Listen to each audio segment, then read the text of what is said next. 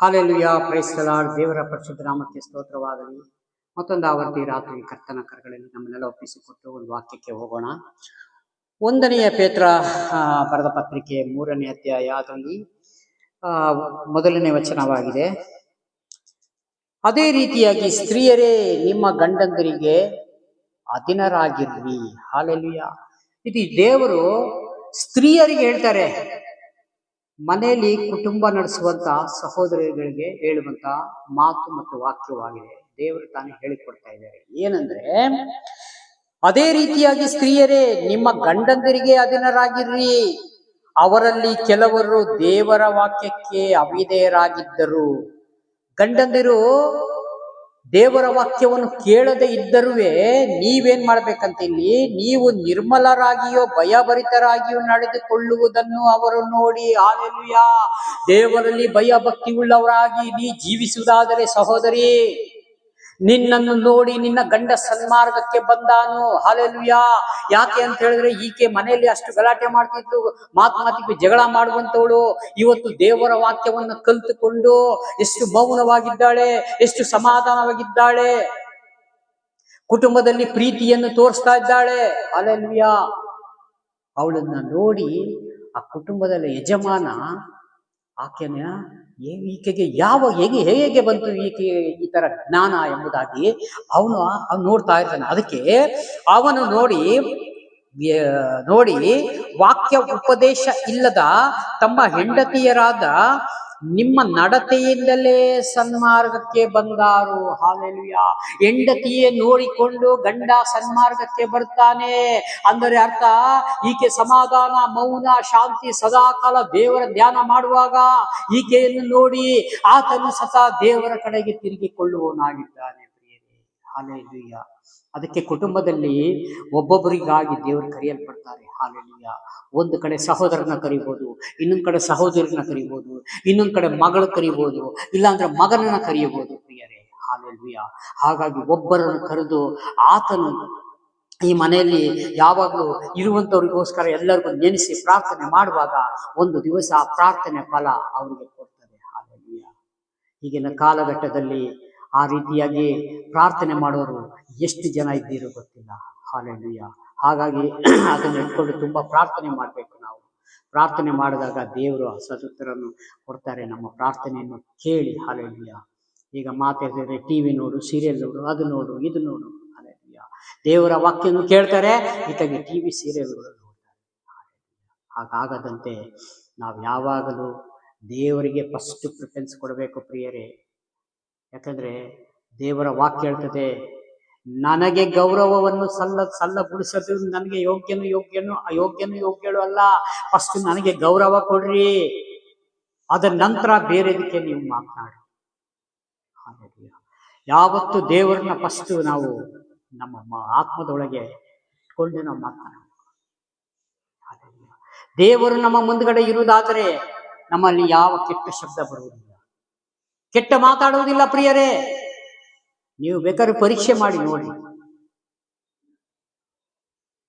ಯಾರಾದ್ರೂ ಬೇಕು ಅಂತ ಬಂದು ಗಲಾಟೆ ಮಾಡಿದ್ರು ಅವರಿಗೆ ಸಮಾಧಾನವಾಗಿ 2 ಮಾತಿನಲ್ಲಿ ಅವ್ರಿಗೆ ಸಮಾಧಾನ ಮಾಡಿ ಕಳಿಸ್ಬೋದೆ ಹೊರತು, ಅವನ್ಯಾವ ದೊಣ್ಣೆ ತೆಗೆದುಕೊಂಡ ಅಂದ್ರೆ ನೀ ಕತ್ತಿ ತೆಗೆದುಕೊಳ್ಳೋದಲ್ಲ. ಅದು ಇಹಲೋಕದ ಅಧಿಪತಿ ಸೈತಾನನ ಕೆಲಸ ಆಗಿದೆ. ದೇವರ ಕೆಲಸ ಏನಾಗಿದೆ? ಪ್ರೀತಿ ತೋರಿಸ್ರಿ, ಕರುಣೆ ತೋರಿಸ್ರಿ, ಅವರಿಗೆ ಆಹಾರ ಇಲ್ಲಂದ್ರೆ ಆಹಾರ ಕೊಡಿಸ್ರಿ, ಹುಷಾರಿಲ್ಲ ಅಂತಂದ್ರೆ ಅವ್ರಿಗೆ ಆಸ್ಪತ್ರೆಗೆ ಕರ್ಕೊಂಡು ಹೋಗ್ರಿ, ಟ್ರೀಟ್ಮೆಂಟ್ ಮಾಡಿಸ್ರಿ. ನಿಮ್ಮ ಕೈಯಲ್ಲಾಗಿದ್ದ ಸಣ್ಣ ಸಹಾಯ. ನಾನ್ ಕಷ್ಟಪಟ್ಟು ದುಡ್ದಿದ್ದು ನನಗೇ ಬೇಕು, ನನ್ನ ಹೆಂಡತಿಗೆ ಬೇಕು, ನನ್ನ ಮಕ್ಕಳಿಗೆ ಬೇಕು, ನನ್ನ ಮೊಮ್ಮಕ್ಕಳಿಗೆ ಬೇಕು ಅಂತ ಹೇಳ್ತಿರಲ್ಲ ಪ್ರಿಯ. ದೇವರ ವಾಕ್ಯದಲ್ಲಿ ಆ ತರ ಬರ್ದಿದ್ಯಾ? ಮಕ್ಕಳು ಮೊಮ್ಮಕ್ಕಳಿಗಳಿಗೆ ಎಲ್ಲರಿಗೂ ಕೂಡ್ಸಿದ್ರಿ ಅಂತ ಇಲ್ಲ. ಇವತ್ತು ನಾವು ಮಾಡ್ತಾ ಇರೋದೇ. ಹಾರಾಡ ಅಕ್ಕಿ ನೋಡ್ರಿ, ಏನು ಬಿತ್ತುತ್ತಾ ಇಲ್ಲ, ಅದು ಗೂಡಿಲ್ಲ, ಏನಿಲ್ಲ, ಸ್ಟಾಕ್ ಇಲ್ಲ, ಬೆಡ್ರೂಮ್ ಇಲ್ಲ, ಒಳ್ಳೊಳ್ಳೆ ಇದಿಲ್ಲ, ತಲ್ದಿಮ್ಮಿಲ್ಲ, ಹಾಸಿಗೆ ಇಲ್ಲ, AC ಇಲ್ಲ, ಫ್ಯಾನ್ ಇರೋಲ್ಲ. ಅದಕ್ಕೆ ದೇವರು ಸಾಕ್ತಾರೆ. ನಮ್ಮನ್ನ ಬಿಡ್ತಾರ ಪ್ರಿಯರೇ?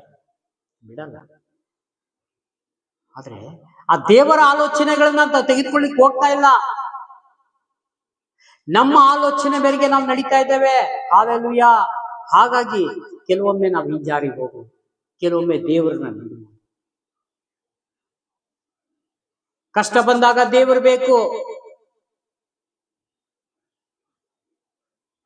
ಸಮಸ್ಯೆ ಬಂದಾಗ ದೇವರು ಬೇಕು. ಕಣ್ಣೀರಿಟ್ಟು ಪ್ರಾರ್ಥನೆ ಯಾವಾಗ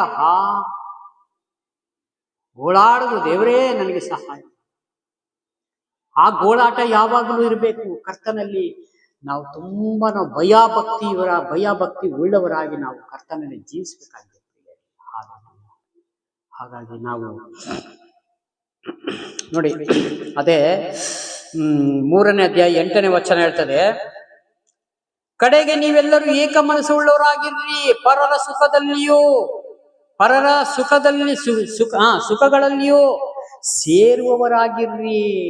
ಅಣ್ಣ ತಮ್ಮಂದಿರಂತೆ ಒಬ್ಬರಿಗೊಬ್ಬರು ಪ್ರೀತಿಸಿರಿ. ಹಾಲೆಲೂಯಾ. ಎಲ್ಲ ಮಾಡ್ತೀವಿ, ಆ ಪ್ರೀತಿಸೋದ್ರಲ್ಲಿ ಸ್ವಲ್ಪ ಕಷ್ಟ ಆಗುತ್ತೆ. ನನಗೆ ಚರ್ಚಲ್ಲಿ ಇವನು ಕ್ರೈಸ್ತರಾಳು ಕೊಟ್ಟಿಲ್ಲ, ನಾನು ಚರ್ಚಲ್ಲಿ ಇವನು ಮಕ ನೋಡಿಲ್ಲ, ನನಗೆ ಇವನಿಗೆ ಯಾಕೆ ನಾನು ಕ್ರೈಸ್ತರಾಳು ಕೊಟ್ಟಿಲ್ಲ. ಪ್ರಾರ್ಥನೆ ಕೇಳಿ 5 ನಿಮಿಷ ಆಗಿರೋದಿಲ್ಲ, ವಾಕ್ಯ ಕೇಳಿ 5 ನಿಮಿಷ ಆಗೋದಿಲ್ಲ, ಅಂತ್ಯ ಆಶೀರ್ವಾದಗಳನ್ನ ತೆಗೆದುಕೊಂಡು ಹೊರಗೆ ಬಂದಿರಲ್ಲ. ಆಗಲೇ ವೈರತ್ವ. ಹೇಗೆ ನಾವು ದೇವರನ್ನ ಪ್ರೀತಿಸೋದು? ಇಷ್ಟಿದ್ರೆ ಸಾಲದು ಪ್ರಿಯರೇ. ನಾವು ಇನ್ನೂ ಹೆಚ್ಚಾಗಿ ದೇವರಲ್ಲಿ ಭಯಭಕ್ತಿಯವರಾಗಿ ಜೀವಿಸ್ಬೇಕು ಈ ಲೋಕದಲ್ಲಿ. ಹಾಗೆ ನೋಡಿ, ಒಬ್ಬರಿಗೊಬ್ಬರು ಪ್ರೀತಿಸಿರಿ, ಕರುಣೆಯು ದೀನಭಾವವು ಉಳ್ಳವರಾಗಿರ್ರಿ. ಅಪಕಾರಕ್ಕೆ ಅಪಕಾರನ್ನು, ನಿಂದೆಗೆ ನಿಂದೆಯನ್ನು ಮಾಡದೆ ಆಶೀರ್ವದಿಸ್ರಿ. ಹಾಲೆಲೂಯಾ. ಅವನು ನನಗೆ ಅಪಕಾರ ಮಾಡಿದ್ದಾನೆ, ನನಗೆ ಅವನು ಜೋರು ಮಾಡಿದ್ದಾನೆ, ನಾನು ಫೋನ್ ಮಾಡಿದೆ ಫೋನ್ ತೆಗ್ದಿಲ್ಲ, ಇವನಿಗೆ ಯಾಕೆ ನಾನು ಫೋನ್ ಮಾಡ್ಬೇಕು? ಏನಾಯ್ತು ವಾಕ್ಯಕ್ಕೆ? ಅಪಕಾರಕ್ಕೆ ಅಪಕಾರ, ನಿಂದನೆಗೆ ನಿಂದನೆ. ಎಲ್ಲ ಲೆಕ್ಕ ಕೊಡ್ಬೇಕಾಗ್ತದೆ ಒಂದು ದಿವಸ. ಎಲ್ಲರಿಗೂ ನಾವು ನೆನಪಲ್ಲಿ ಇಟ್ಕೋಬೇಕು. ಇದಕ್ಕಾಗಿ ದೇವರು ನಿಮ್ಮನ್ನು ಕರೆದಾನಲ್ಲ.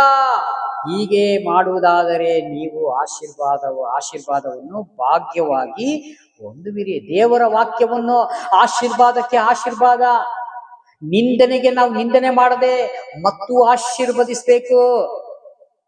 ಅವರು ಮಾತನಾಡ್ಲಿಲ್ಲ ಅಂದ್ರೂ ಪರವಾಗಿಲ್ಲ, ನೀವು ಹೋಗಿ ಕ್ರೈಸ್ತಲಾಡ್ಕೊಡ್ಬೇಕು, ಕ್ರಿಸ್ತನ ಪ್ರೀತಿ ಅವರಲ್ಲಿ ತೋರಿಸಬೇಕು. ಅವಾಗ ಅವ್ರಿಗೊಂಥರ ಆಗ್ತದೆ, ಅಜ್ಜಿಗೆ ಆಗ್ತದೆ, ಅಯ್ಯಯ್ಯೋ ಹೌದಲ್ಲ, ನಾ ಎಂತ ತಪ್ಪು ಮಾಡ್ಬಿಟ್ಟೆ, ಅವ್ರು ನಮ್ಮ ಹತ್ರ ಮಾತಾಡಿಲ್ಲ ಅಂದ್ರೆ ಸತ ನಾನು ಹೋಗಿ ಮಾತನಾಡ್ತಿದ್ದೆ ಅವ್ರ ಹತ್ರ, ತಪ್ಪು ಮಾಡ್ಬಿಟ್ಟೆ ಅಂತ ಅವ್ರ ಮನಸ್ಸಾಕ್ಷಿ ಅವ್ರನ್ನ ಚುಚ್ಚುತ್ತದೆ.